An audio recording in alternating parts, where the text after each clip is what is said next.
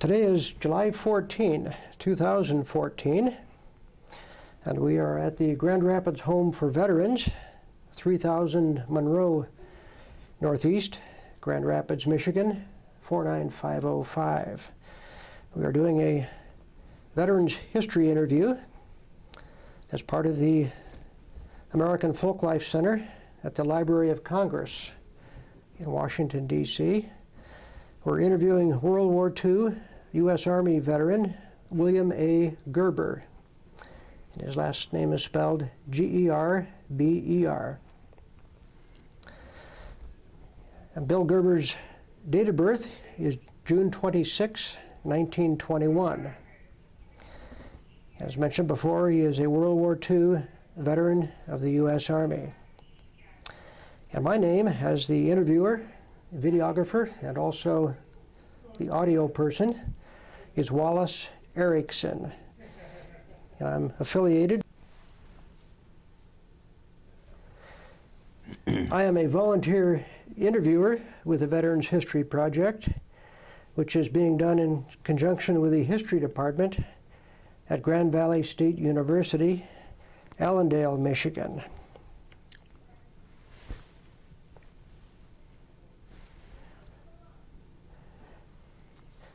I also am the videographer and audio person for today's interview.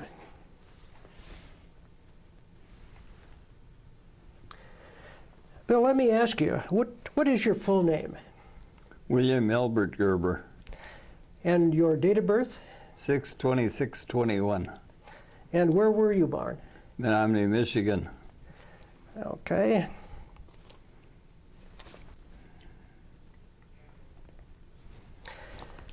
Bill, can you tell me about your early life? How many brothers and sisters did you have? I had 3 brothers, a pair of twin brothers, and a single brother. We grew up on a farm in Menominee. Went to country school till I was in the 6th grade, and moved into town and finished junior high school and high school at the Menominee Public Schools. Graduated in the class of 1939 with a little break in there. In 1938, I spent 4 weeks up in Fort Brady, Michigan at the Citizens Military Training Corps camp. Let me back up just a second, Bill. What did your father do then when you were young? What's that? What was your father's occupation?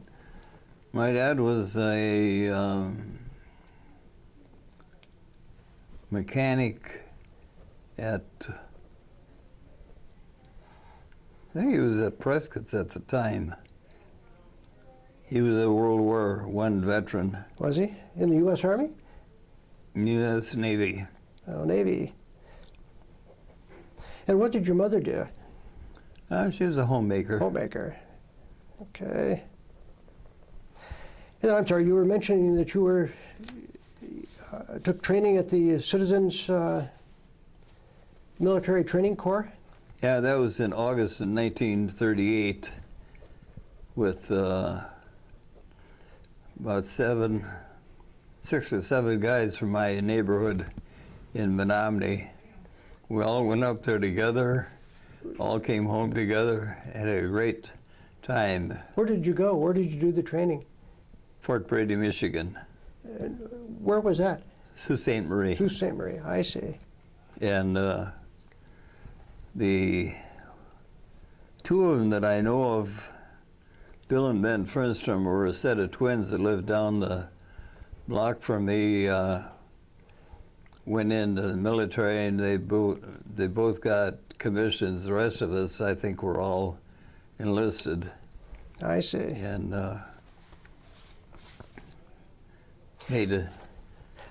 How long was the Citizens Military Training Corps? 4 weeks. 4 weeks. But it was from 6 a.m. to about 8 p.m. And when you crashed, you crashed. I can imagine.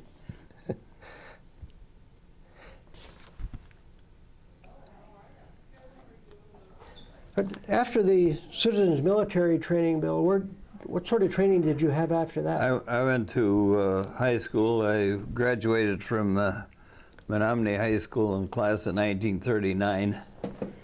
Then went to Houghton, Michigan under the National Youth Administration Program, and immediately got hooked on the radio division there.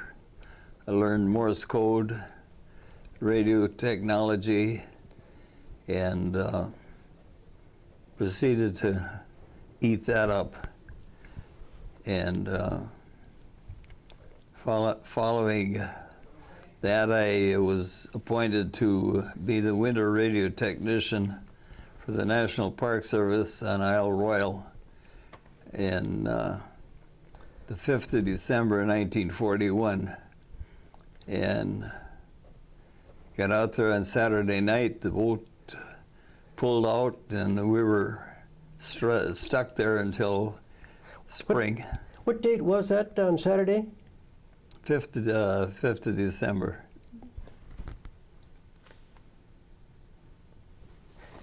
You started with the National Park Service, started your job on Friday the 5th of December, 1941, was that right?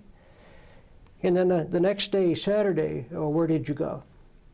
Out to Isle Royale. I see, you took the ferry out there? No, we had the Park Service boat took us out. Oh, I see. How many of you went to Isle Royale? There were 3 of us. Carl T. Gilbert was the park ranger. Ed Euchery was the cook. Carl Gilbert was the National Park Service, I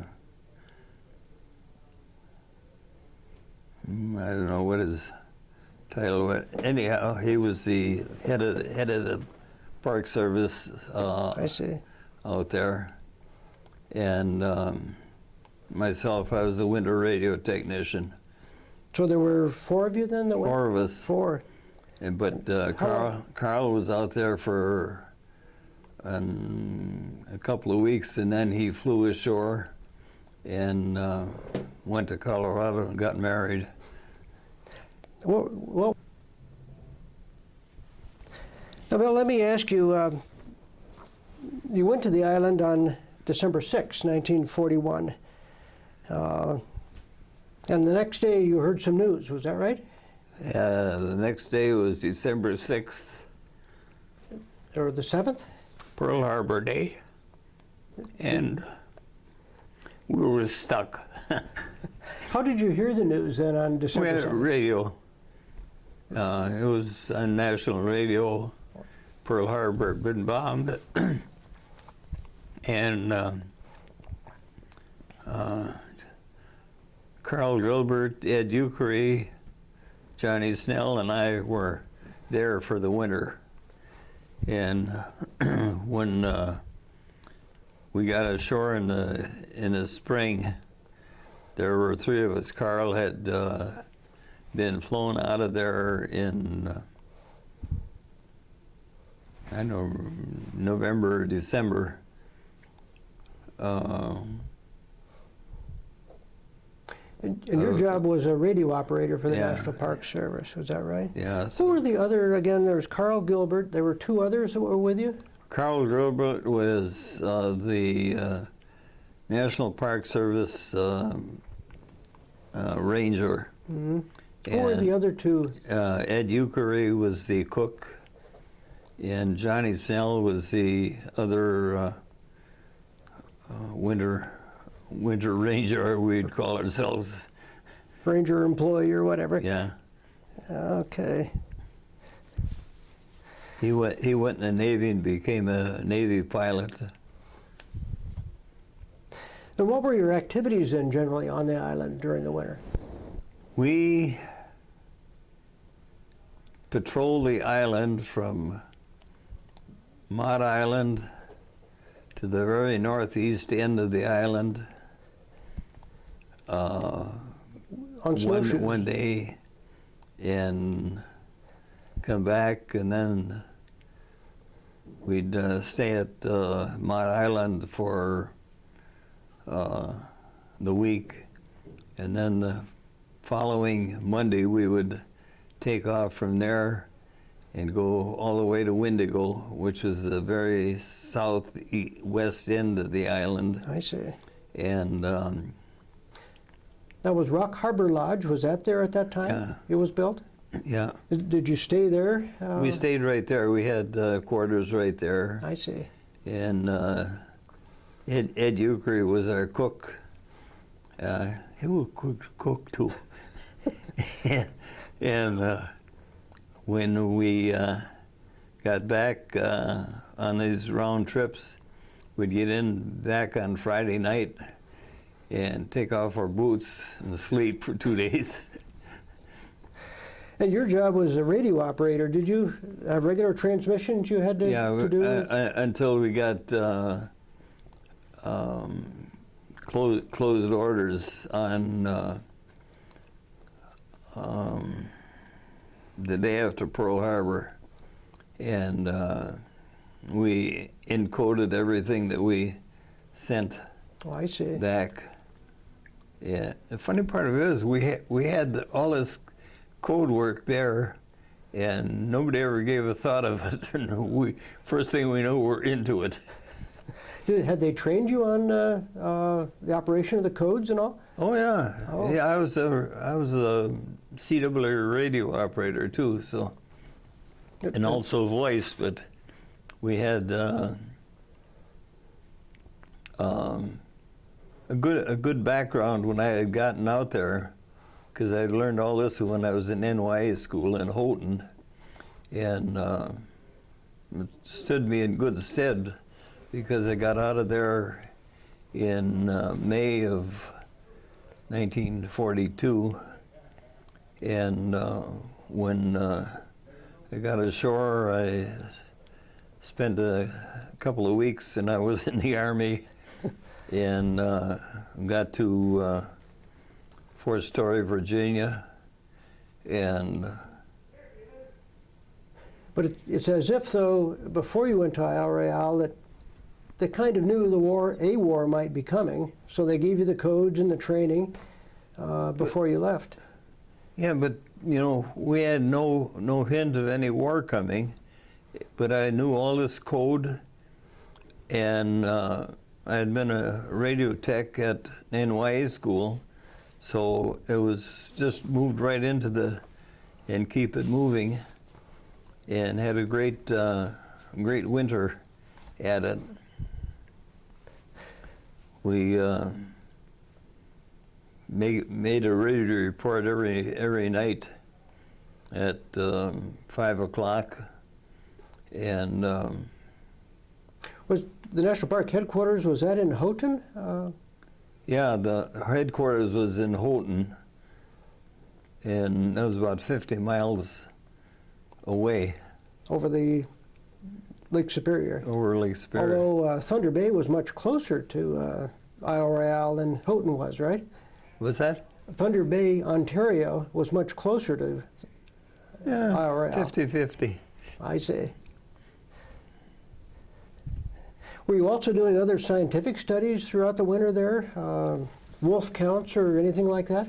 No, we just, if they asked anything about the moose that we'd seen and anything, we just noted it, but it was not in a real important edge of the transmissions to inform them about anything that was there, except we had the park open.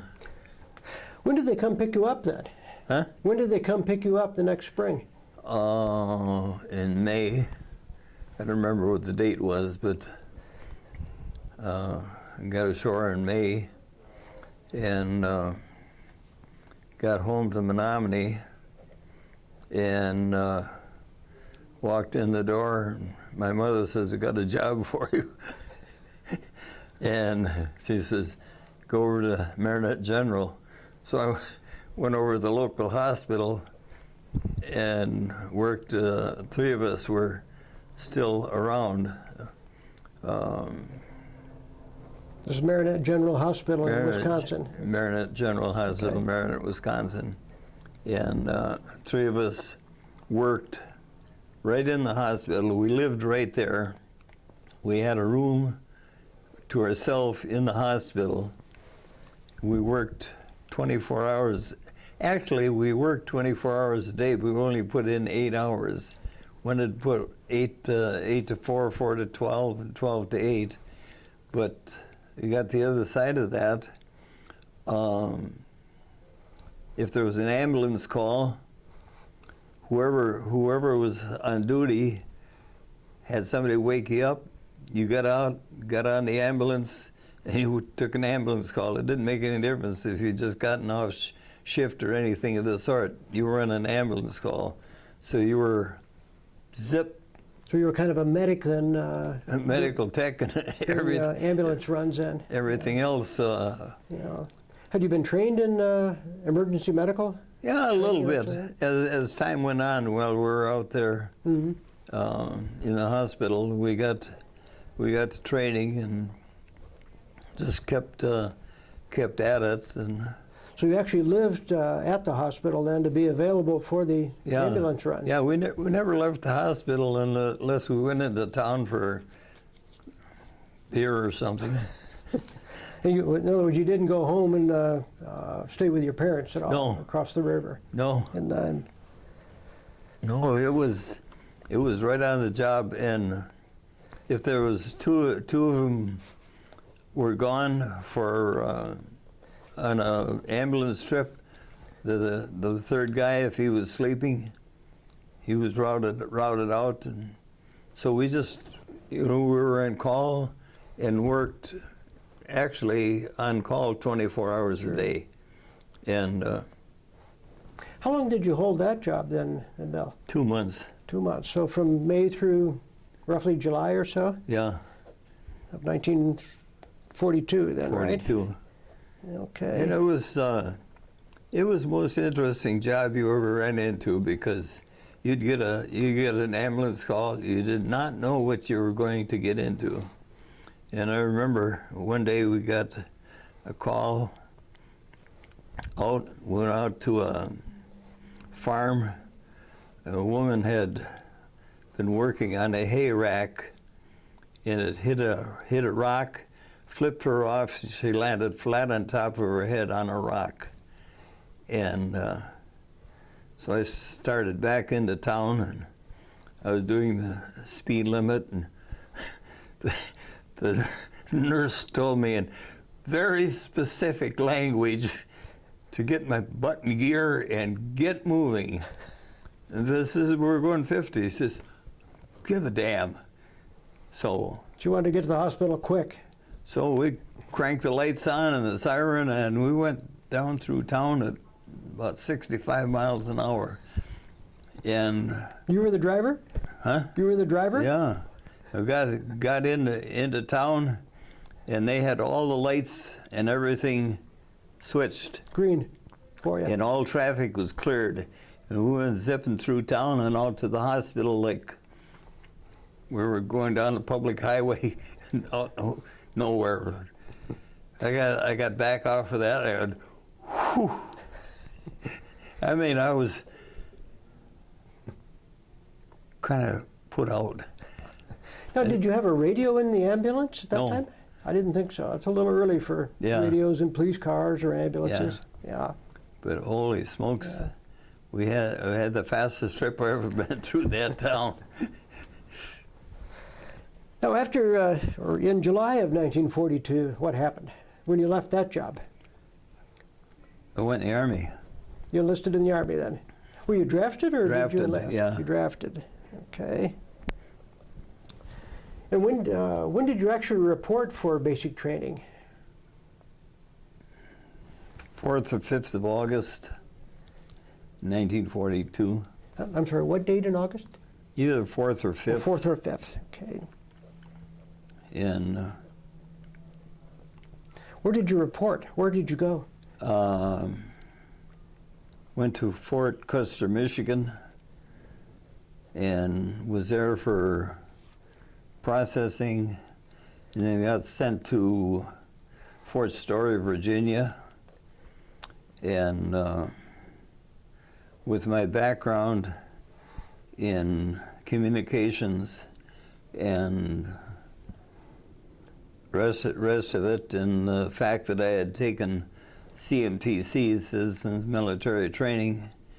And you also had the radio training, right? And I had the radio training. I was a corporal in about 6 weeks. And that's fast promotion. Oh yeah, didn't mind it at all. Actually, it was a Tech 5, and I come around there. All of a sudden, I've got 2 stripes with a T under it. And what the heck did you do? Did you actually have something like what they call boot camp, or had you already done that through the Citizens Military That Training? CMTC I see. had taken care of that, and when I got in the Army, they asked, "What's your background?" And I told them I had CMTC. He says, "Well, zip zip." I was through what they would call basic training there, and I knew all the rules, regulations, and whatnot, and was about 3 steps ahead of everybody else there for a while. What did you do in Fort Story? What sort of training did you have there? Well, with my background in radio out in Isle Royale, I went right into radio. Okay. And stayed right in that for about 5 months, and I got appointed at a radar school. Bill, where was Fort Story? What was a nearby city in Virginia? Virginia Beach. Ah. Okay. And then you went to radar school, is that right? Yeah, I went to radar school in Fort Monroe. Fort Monroe, where was that then? In Virginia, near Richmond. Okay.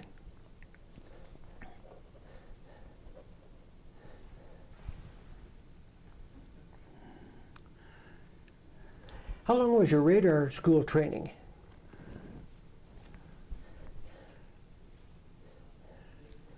I think it was 6 weeks. I see. And I mean, it was intense, because radar was on a high secret list at the time. It was brand new then, wasn't it? And we got in there, and they jammed it into your ears at 8 o'clock in the morning, and you went until 9 o'clock at night. You didn't have time. You didn't have time to cough up everything. You had to swallow everything, and that really helped, because we were at that for a while, and all of a sudden they broke up a lot of the units, and I went into Field Artillery, and got shipped to Camp Chaffee, Arkansas, and went through Field Artillery training there, and had a cushy job then, because I had all this radio radar background, and I was way ahead of practically everybody else that was in the unit in communications. And no promotion, but I had the last word on a lot of things. That Were you a radio operator then with the Field Artillery? uh-huh. So you were receiving the incoming messages as far as code, where to aim the guns, and that sort of thing. And because I knew Morse code and everything, it just kept filling in. And how long were you there at Fort Chaffee, Arkansas?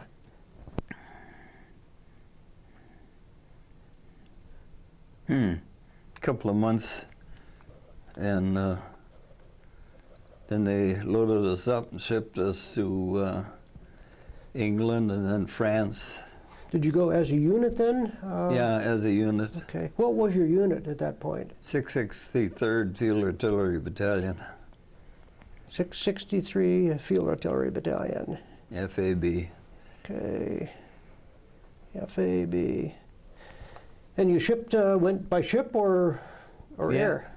To, No, England. they shipped us to New York. We went from New York to England, and then to France. How long were you in England, Bill, before we get to France? A couple of weeks. Okay. Oh, 2 weeks there is all. And Do you remember what ship you took, the name of the ship you took to England? No, Okay. there was so many ships, and there was when I was in service that I don't. So it wasn't a luxury liner, but more of a military transport. Yeah. Okay. Where were you in England? What part of England? You remember the town or the base or anything? I can see the town, but I couldn't tell you what the name of the town is right now to save me. What time period are we talking about when you arrived in England? What year and what month? Well, it was. When was the war over? 45. 45. Was it? I guess what I'm asking about is it would have been after D-Day in June of 1944. Yeah, it was after D-Day, and it was sometime in November, I think. So you weren't all mustering together then to wait to get a ship to go to Omaha Beach or Normandy? No, or we anything like landed that? at Omaha Beach, but But it was okay. we were 8 weeks behind Okay. there, and So 8 weeks after D-Day then. had they pulled us up to the line, and we fired the first shot on the crossing of the Rhine for the Central Europe campaign in Rhineland and Central Europe, and went from there to the end of the war. What sort of artillery pieces did you have? What was the caliber? 8-inch howitzer. 8-inch howitzers. Yeah, it was kind of a put down from what we had when we were in Coast Artillery. We had 16-inch Navy rifles. And When were you in the Coast Artillery then? in Virginia, when I first got in the Army. Oh, I see. And the thing about it was that we had these 16-inch Navy rifles. We fired them by radar, and I was a radar tech, so we were hitting a 15-foot target at 5 miles on one shot, and just to drive the tugboats crazy because they'd have to pick up the pieces of the target. So the target they were pulling was just shambles, splintered. Yeah, I mean, a 16-inch shell on that, you know, about yay big and about that long, would take the target right out. And it really made a dent in it. And then we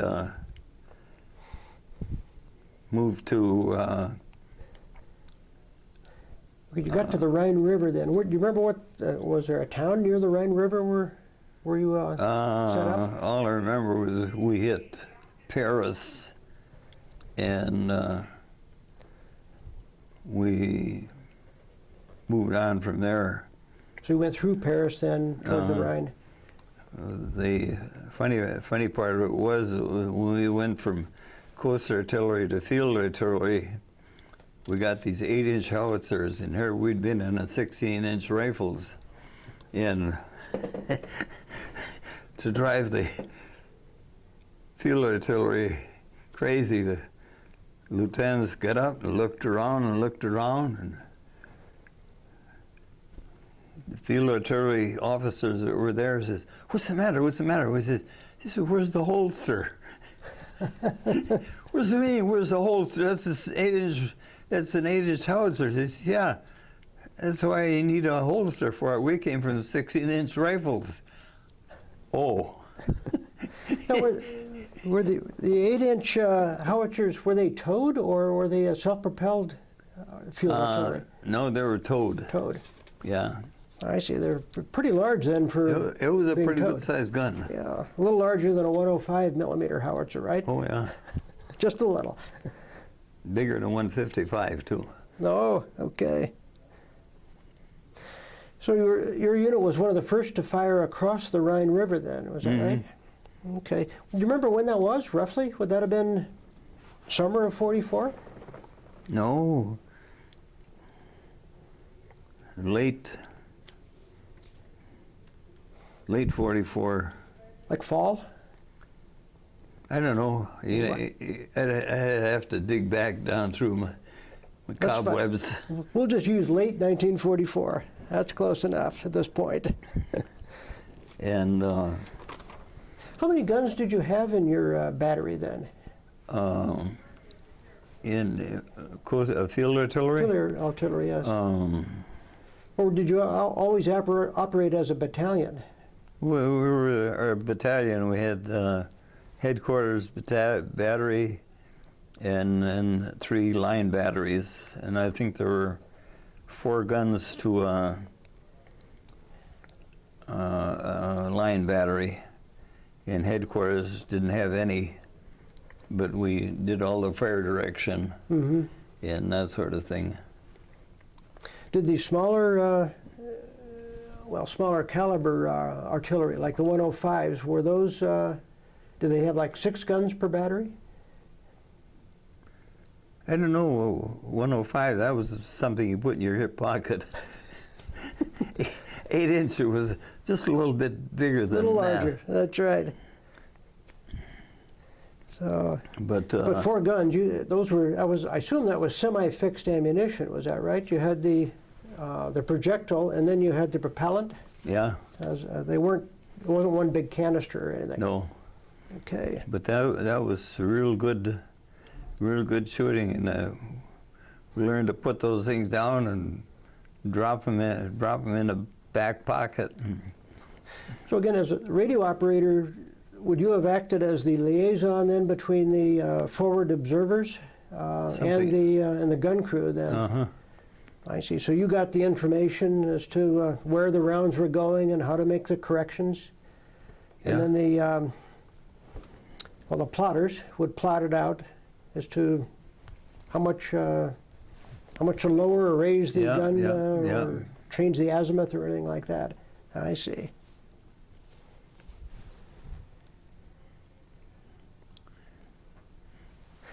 Well, let me ask you, Bill, about the number of people in your battery. How many soldiers would you have had in your battery overall? Do you remember? The gun crews probably were what, 4 or 5 soldiers per gun? 6 or 8. Quite a few then. A little more than a smaller caliber piece. Yeah, and you had three guns to each battery. So you had 20, close to 30 on a gun crew, three gun crews to a battery. I see. And did you move? Well, obviously, you moved with the guns as they moved up farther forward. Were you in tents, or what sort of quarters did you have as you were moving through Europe? you weren't in the Army, were you? You slept wherever you could. So I think you're Who, telling what, me why, where, when, and how. you didn't have a tent then. You just put your head down where you could. Was that right? Yep, and more than once. I see. Okay, I stand corrected. No, just modified. How often did you move? Would you have moved every other day or once a week, or? Oh, sometimes every day. When you were going quickly?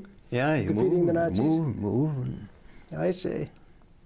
How far behind the front lines were you? Several miles, or just a matter of half a mile or so, or what? Look down, there's the front lines. You're pretty much right there then. Oh yeah, you were right up close because you had your observers out there, and they'd pick out a target and call the coordinates and they'd fire. And when they got through firing, if it took care of things, we'd move up again. Did you also have smaller caliber artillery, other than field artillery that were there? No, we were all 8-inch howitzer. Okay. But were there other units I'm wondering about? Oh yeah, there was a lot of units were 155 and 105. Okay. Would they have been in front of you then, or? Yeah. So they would have been closer to the front lines also then. Yeah, because you would have been a little behind or toward the rear. You could have moved your cannons, you know, to farther just left or right. Fire right over them. I see. Okay. Did you see actual combat? I mean, were the Germans breaking through at all? Did they ever come up close to your battery lines or anything? Not very close. Okay. We were always artillery range away from them. So you had infantry then between you and the enemy. Okay.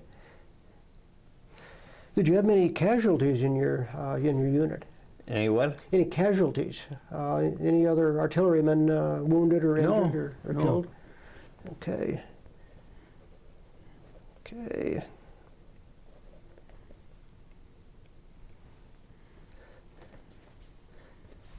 And were you wounded at all, or No.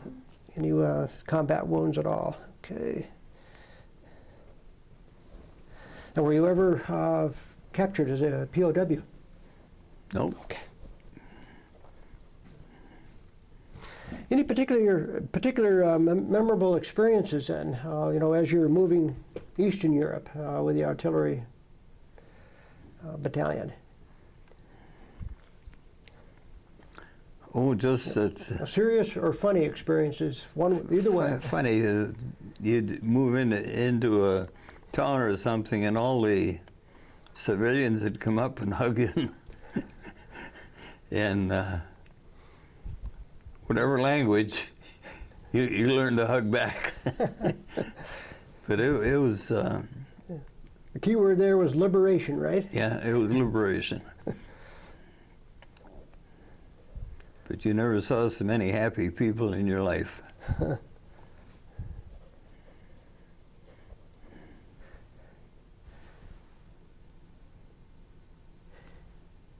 Let me back up a minute here, Bill. I want going back to England and then coming to Normandy. Did you bring your 8-inch guns with you then, or were they already in France? No, we traveled as a unit. We unloaded everything in England, and we were there for, I don't remember how long. Then we moved to France, and did you go on an LST or some sort of landing platform? landing ship, craft, or LST or LCT, I don't remember. Okay. Which? So you had your trucks and the guns on the ship with you. So Would you have, when you came ashore, did they have like a floating causeway that came out into the ocean? Generally we just run up to the beach and Drove off? drove off. Oh, I see. That's simple, huh? Yeah. As simple as it could be. Now, the cannons, had you brought them from the United States also, or did you join, when you arrived in England, did you pick them up there? No, we took everything. We started out shooting in Virginia or Arkansas. We took it right with us. The same guns then? Same guns. All right, okay. Had them all warmed up. And then how, going further east from the Rhine River, were you involved in the Battle of the Bulge or Bastogne at all? Were you? Yeah. Fired a few rounds there. You were outside the perimeter then and firing in to support the infantry that were trapped in Bastogne and the Bulge. Yeah. Is that right? What sort of distance are we talking about? How far were you from the infantrymen that you were supporting? I mean, several miles or 10, 15 miles? No, you were, when you had I think an 8-inch house or what range was about 5 miles or something of the sort. Oh, I see. And we'd be right behind the infantry, and you just fire right over their heads. They'd duck. And yeah. And that was, what, November, December or so, 1944? Okay. Anything particularly memorable there? I mean, duty hours where you were, I mean, shooting almost around the clock or anything like that? Or the only thing is, I can remember that we'd hit some of these towns in France, and all the girls would come up to you and give you a hug. Well, that'd be memorable. You wouldn't forget that, would you? No, not. Yeah, even the little kids that were there, and all the guys that that had sons and daughters and whatnot, they're a little hard put to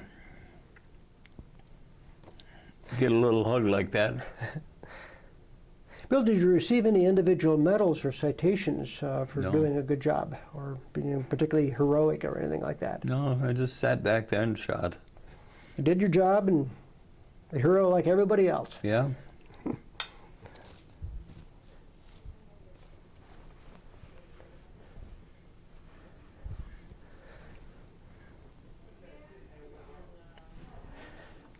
Okay, your unit, I'm assuming then, Bill, crossed the Rhine then into Germany, was that right?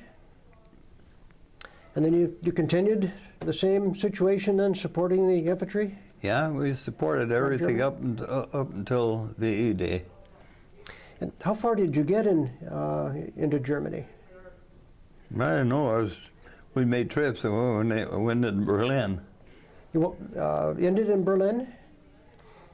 We didn't do any shooting up there, but Okay. Or did the Russians take Berlin, or did the U.S. Army take Berlin? the Army took it. I see. And how long did you stay in Germany after VE Day, after May 6, 1945? I assume it took some time to get everybody home and to establish peace. I don't remember when I got out of there. I assume you were in a camp situation after the war ended. Yeah. But you had a kind of an in and out with the Germans around there. Some looked forward to it and some didn't appreciate it, but you got along with it. They eventually acquiesced then to the U.S. Army, is that right? How did you get home then, once the war was over? Again, by ship or what? Yeah. Did you come home as a unit then? No, we, depending on how much time you had in, you got in. They broke the units up and shipped them back piece by piece. Oh, I see. So there was a point system assigned to how long you were there, and I don't know what the. Okay, so they would decide through that then as to who came home first then. Yeah. I see. And you might have replacements that joined your unit later then. They didn't have as much seniority as you did, or others that had made the initial landing with the unit. Where did you initially come when you came back to the United States? What's that? Where did you initially come back to the United States? Back in New York City? I remember we landed in New York or somewhere in that area. Okay. And then did you go to an Army camp after that, or?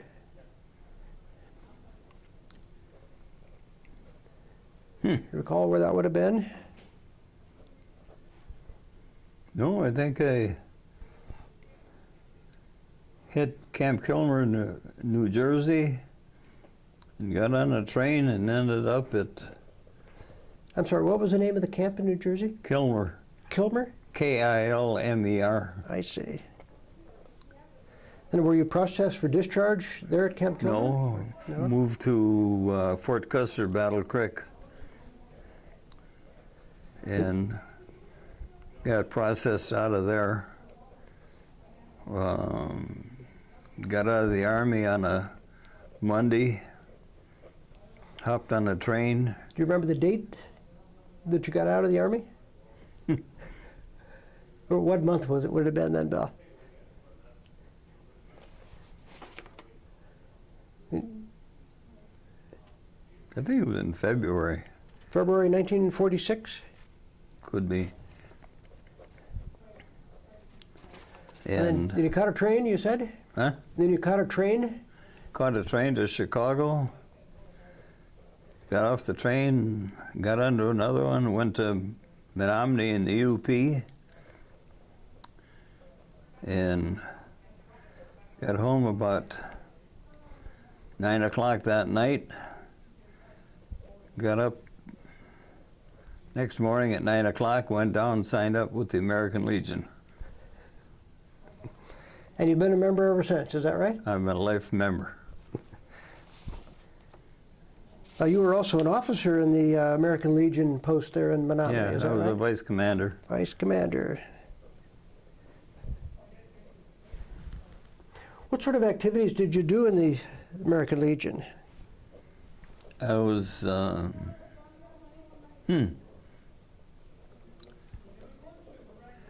one of these jobs that we need this done, and you did it. I mean, would you all get together for like barbecues and social gatherings? any, in a job like that, we need some help. You got both hands out. Helped where needed, right? Just Yep. like the Army. Huh? Helped where needed, just like the Army. Yeah.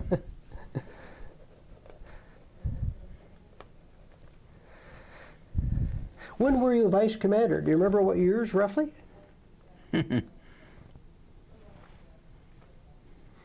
Was it shortly after the war, or? Yeah, a year or two after the war. Okay. Wish I'd have brought my hat along. It's down in my room, but. We could have switched hats. You could have worn them both. Huh? How many members did they have in the post there, the American Legion post? Couple of hundred. Ah. Okay.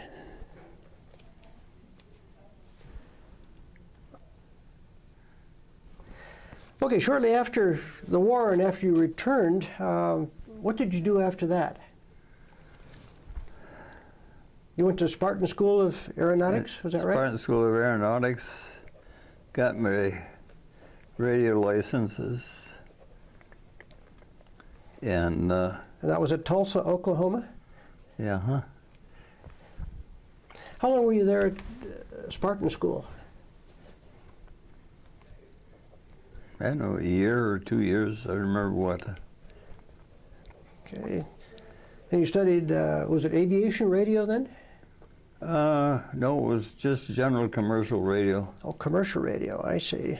And Radio engineering then, is that right? yeah. And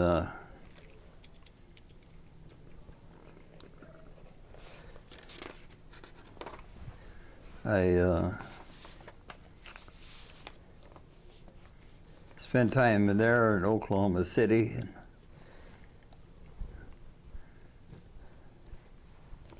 met a girl. She introduced me to her sister, and that was running into a brick wall. A redhead, and I married her. What was her name? Luella. Luella? Luella. I see. How long were you married? 25 years and 8 months. I see.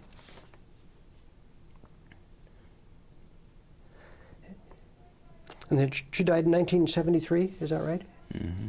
Yeah. Did you remarry after that? Mm-mm. Okay.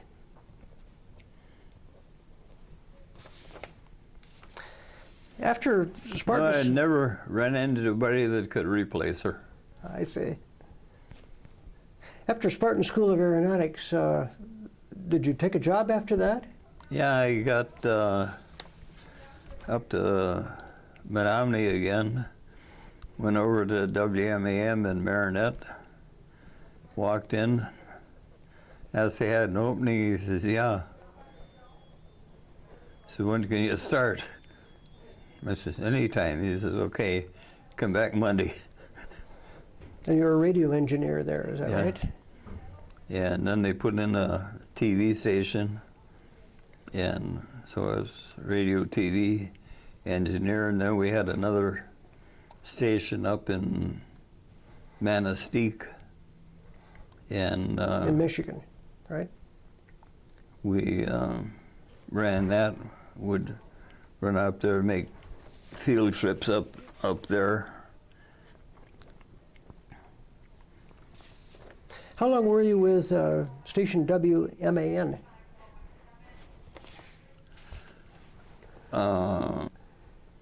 Okay, I think I mispronounced the call sign. It's WMAM. Uh-huh. What does that stand for again, Bill? Wisconsin, Michigan Air Messenger. I see. How long did you stay with the radio station? I was with them for several years. My twin brothers were in the Michigan State Police, and got a call one day, and they says, get a hold of Sergeant something or another out of Marquette. So I went up to Escanaba, went in and talked to him for an hour. He says, you start Monday. Now, you mentioned you had your twin brothers were both with the state police, is that right? Yeah. What were their names? Albert and Nalbert. Nalbert, Albert. Oh boy, Nalbert. Abby and Nabby. Okay. What did they do? Were they troopers? Troopers. I see. Al was a sergeant, Bruce was a trooper. So you started at, well, at least you got the job at Marquette is where you interviewed, was that right? I was interviewed up there. Actually, I was interviewed in Escanaba, and he says, okay, you start Monday. When, what, do you remember the date that you started? And what month or year? Not right offhand. Okay. All I know is that the next thing I knew, I was on a boat and ended up in Houghton Lake, no, Rockford, Houghton Lake. Houghton Lake is where you started with the state police. And you were a radio operator, was that right? Okay. It was kind of a combination. I was a radio tech engineer. And Radio operator, engineer. Okay. How long did you stay in Houghton Lake then, at the post there?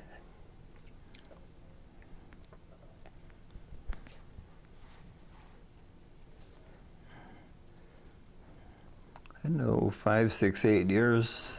Okay. And then you transferred to another post. Where was that? Rockford. Rockford, Michigan.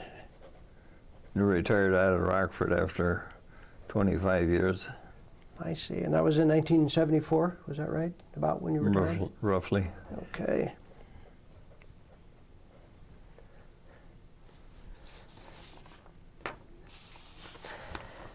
I'll tell you what, Bill, I would like to back up a little bit here, back to your Army service, and ask a little bit about the life in the service. How did you stay in touch with your family when you were overseas in Europe? The male. Female. Ah, what was that like? I've heard about it, but what was it? All you did was wrote it out, stuck it in the mail. You didn't put a stamp on it. They just shipped it over and shipped it to your family. I see. And did you get V-mail back then on the same situation? No, they'd write. They had to put a stamp on. We didn't. Oh, so you got the regular letter, the paper letter then, Mm-hmm. from family.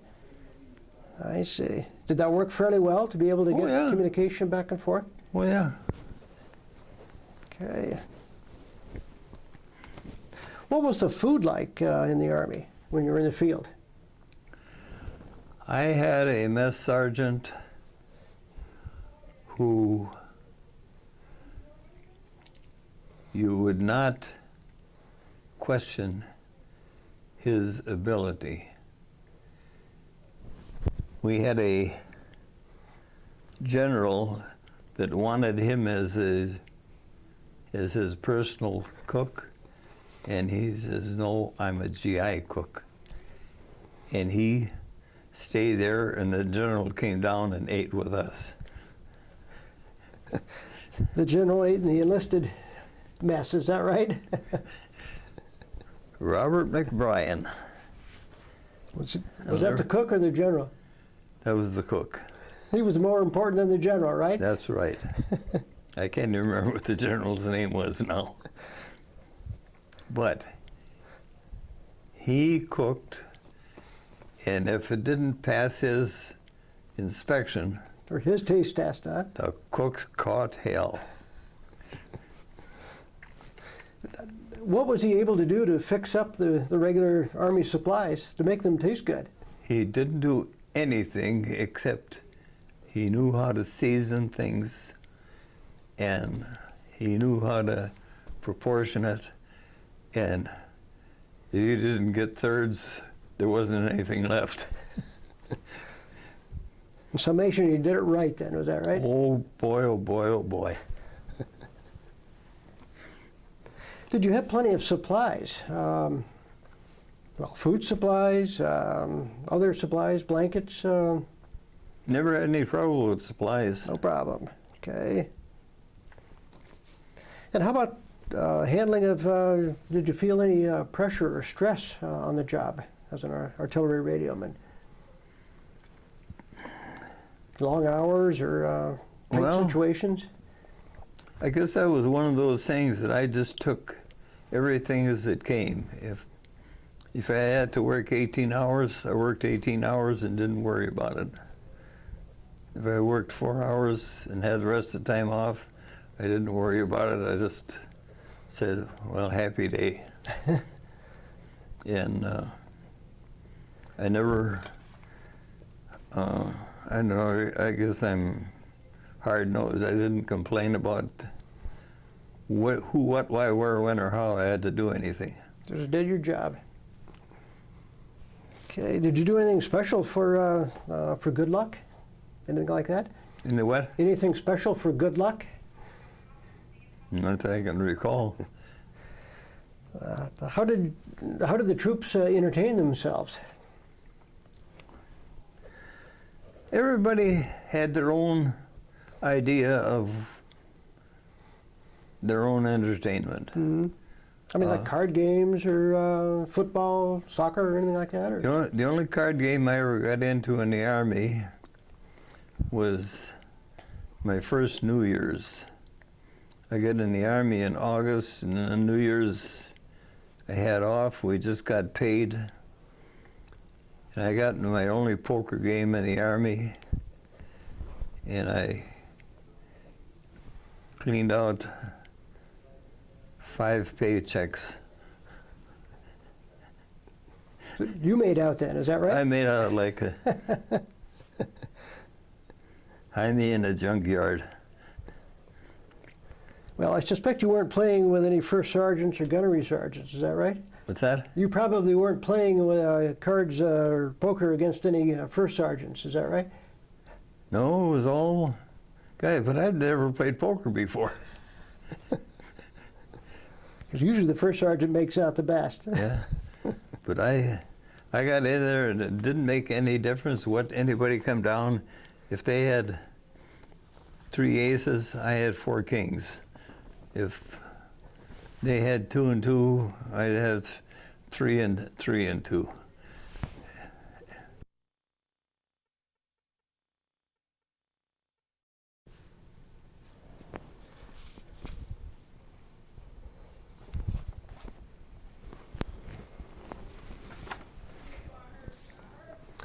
This is tape number 2 of the Veterans History interview with World War II U.S. Army veteran Bill Gerber. We're conducting this interview at the Grand Rapids Home for Veterans, Grand Rapids, Michigan, on July 15, 2014.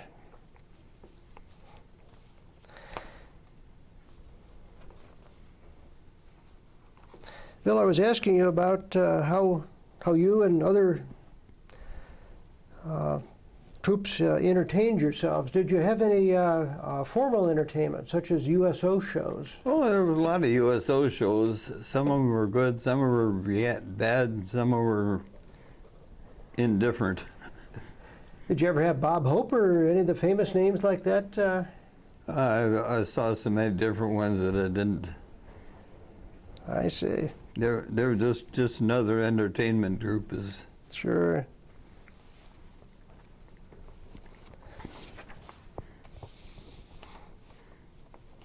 Were you able to take leave and go into the civilian towns or anything like that when you were in Europe? Oh yeah. Was that only in France, or could you do that also in Germany? Yeah, you could. You know, you didn't have to stay right into your unit all the time. I see. Could wander around. So Funny part of it is, I grew up trilingual. Oh. My grandparents were Danish, my grandparents were German, and I was American. And so Danish, German, and English then you learned. So I got into Germany, and they started talking, and I'd answer back, and they'd look, "Du verstehst Deutsch?" "Yeah." "Du verstehst gut Deutsch?" "Yeah." "You understood everything we said here?" "Uh-huh." "Ah, so." Because they didn't expect to find an American that. Bill, I'm going to guess, was your mother Danish? Yeah, my mother was Danish, my dad was German. What was your mother's maiden name? Julia Amanda Jensen. Jensen? Jensen? Uh-huh. Okay. Where was she from in Denmark? Or would have been her parents? No, she was born in this country. Oh, I see. Okay. Where were her parents from then in Denmark? Do you remember? I don't remember. Okay.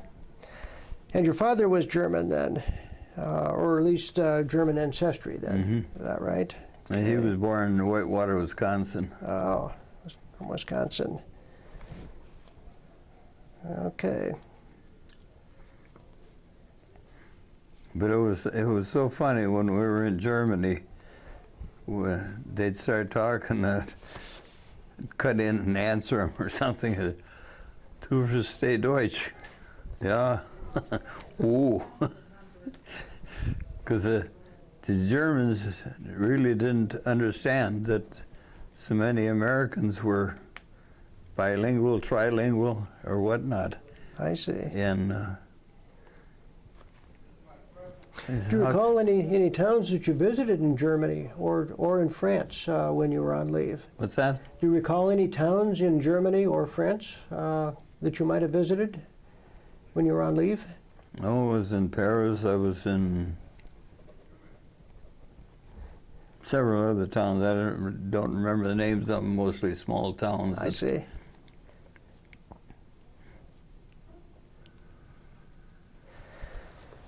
Well, getting back with the troops, with your unit and all, were there some pranks or other funny incidents that happened when all the troops were together? Just to kill time or for create an interesting incident? Nothing that out of the ordinary that I could recall. Okay. What did you think of your fellow officers and also fellow soldiers in the Army? Most of them were, the old saying goes, they were pretty good Joes. A couple officers that I really enjoyed.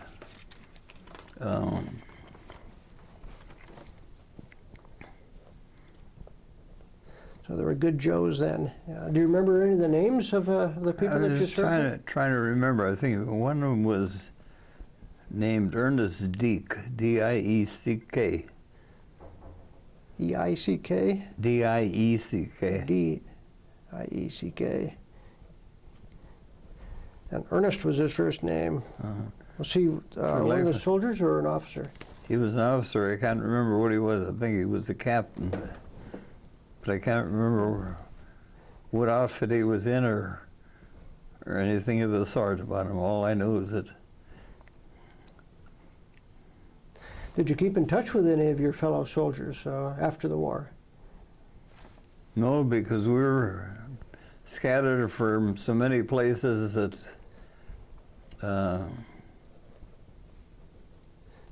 you'd say, well, I'm from Albuquerque, New Mexico, and I'm from Sacramento, California, and I'm from New Ulm, Minnesota, and so it was like throwing leaves in the air and catching the right one. So you're all just kind of thrown together then. Yeah.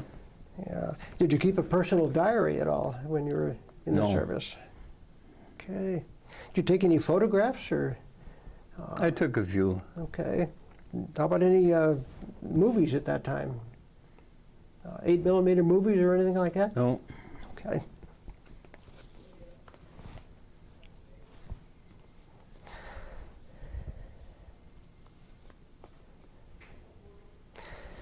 And after the service, did you use the GI Bill at all for education? Yeah. Went to Spartan School of Aeronautics for radio tech. Got a commercial radio license, first class phone. We got a radar endorsement, and ran radio, TV stations, and whatnot. I see. And then you joined the American Legion. Any other veterans organizations that you joined? I did belong to the VFW for a while, but they weren't exactly what I was hoping for. That was at Menominee then? Menominee, yeah. I see. Post 1887. Yeah. Did you, when you came to Houghton Lake and then also to Rockford, did you change your membership then to the local posts? No, I kept my own membership. I'm a life member of the Legion. So you could go anywhere, right? But I could go anywhere. Yeah. So would you have normally joined a local post though to? If I hadn't joined Menominee, I a little iffy about some of the other posts, so I see. I just kept my own membership, and if I walked in wearing my Legion hat, they didn't question it. That's all you needed.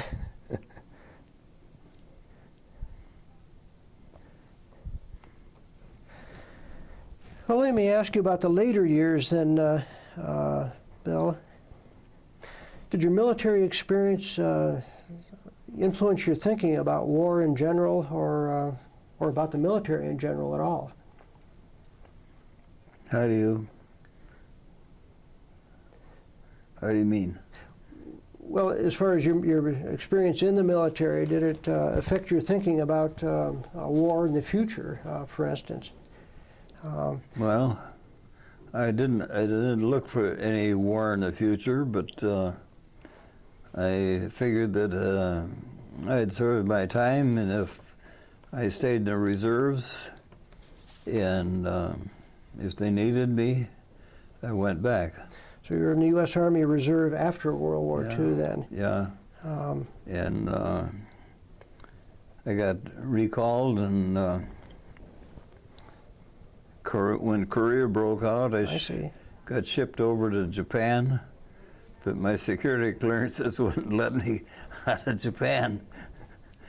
How long were you on active duty then during the deployment in Japan? About several years, or? About a year, I guess. Okay. And then after that, you went back to reserve status or drill status? Okay. Were you at Houghton Lake at that time, or were you here in Rockford, Michigan, when you were in the reserves?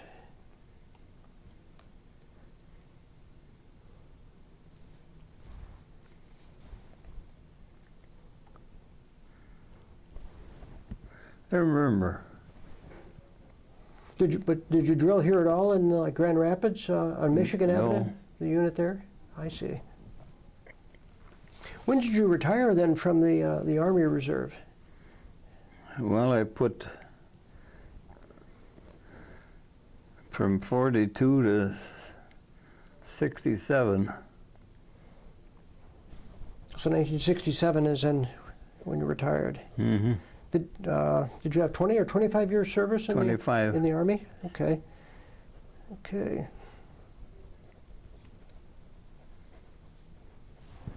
I'm a life member of Post 146 in Menominee, American Legion. I see.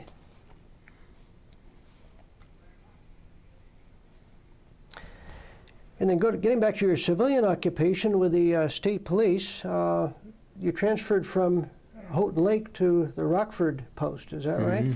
When was that, do you recall? Years ago. Okay.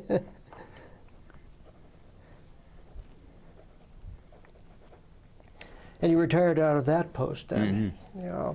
When did you retire from the state police? About 1974, would that have been right? Yeah, You also had 25 pretty years. close. Pretty close. I see. You had 25 years service with the state police also, is that right? Okay. Did you take any other jobs after retirement then from the state police and the U.S. Army?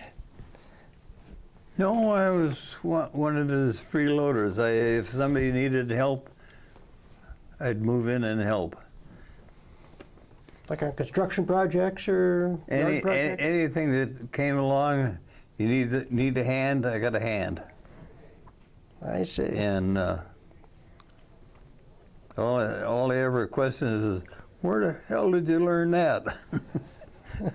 Because everything I'd done in the Army, in the state police, in Boy Scouts,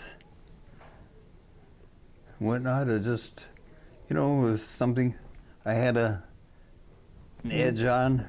And were you a Boy Scout adult leader then, parent leader? Yeah, I hold a silver beaver. And I got a shirt down in my room that's got all my Boy Scout memorabilia on? Memorabilia on it. All my awards.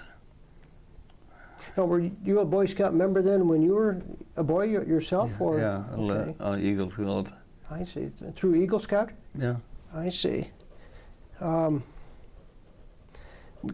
were you also an adult leader then for your sons and others then when they were in Boy Scouts? Okay. Yeah, I was, okay, so you were quite active then.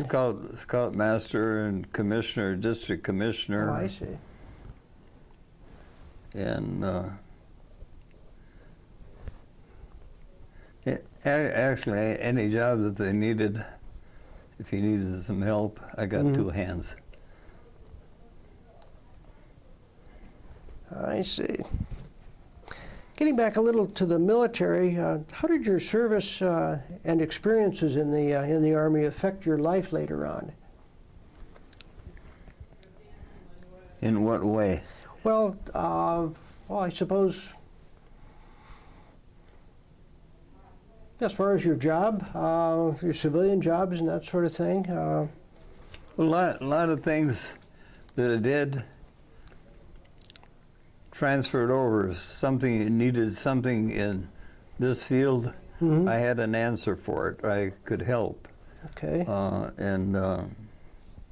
There were so many things that I did, so many things that I learned, so many things that I could help with that I didn't ever question it. It was there to do. Just get it, pitch in and do it. Yeah. Help out. Okay.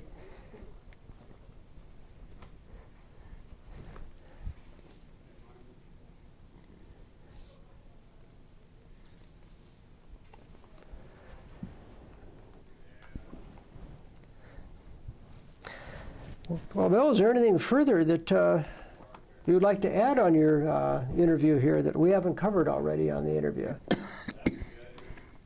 Can't imagine what. Okay. I've done so many things for so many people, organizations, and things that, you know, it was just something that had to be done, and I doed it, and that was it. Good. Thank you, and okay, see you next time. How long have you lived here at the Grand Rapids Home for Veterans? About 4 years. 4 now. years. I see. The only reason I'm here is that my kids brought me down. It seems I made a slight mistake of climbing a ladder and cutting a tree branch off and falling 30 feet to the ground. You fell 30 feet to the ground? Yeah. Cracked up 2 shoulders. Broke some 2 bones, knees. I'll bet. No, it didn't break any. Oh. It didn't break anything, but my right shoulder banged it up pretty bad. I can imagine. Wow. But my knees, my hips, my elbows and shoulders. So you came here basically, initially anyway, to recuperate from the fall. Yeah. I see. I caught hell from the kids. Well, Bill, in conclusion, I want to thank you for participating in the Veterans History Project and sharing your recollections of the military service and also the State Police Service, the National Park Service. You've done many varied things throughout your life, obviously. As I'd mentioned earlier, this interview will be part of the Veterans History Project at the Library of Congress in Washington, D.C. And also it will be retained by the History Department at Grand Valley State University, Allendale, Michigan.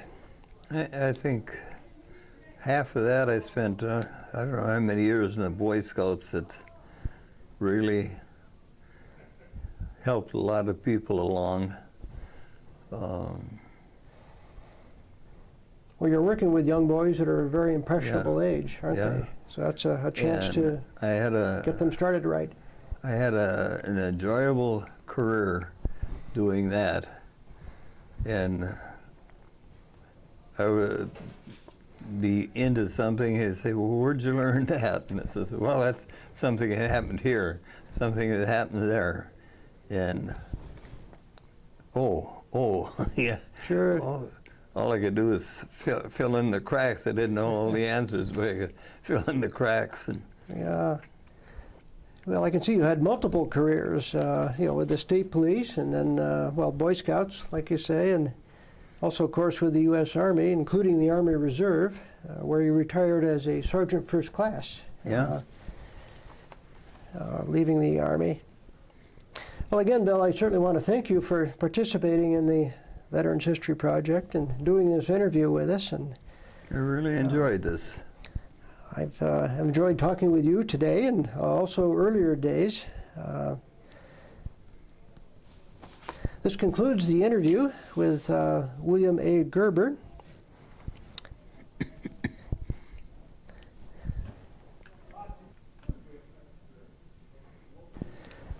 Again, this interview is that I'm conducting.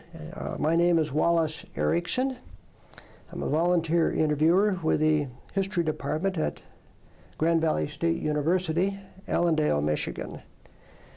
And this is a Veterans History interview, which will be part of the American Folklife Center at the Library of Congress, Washington, D.C.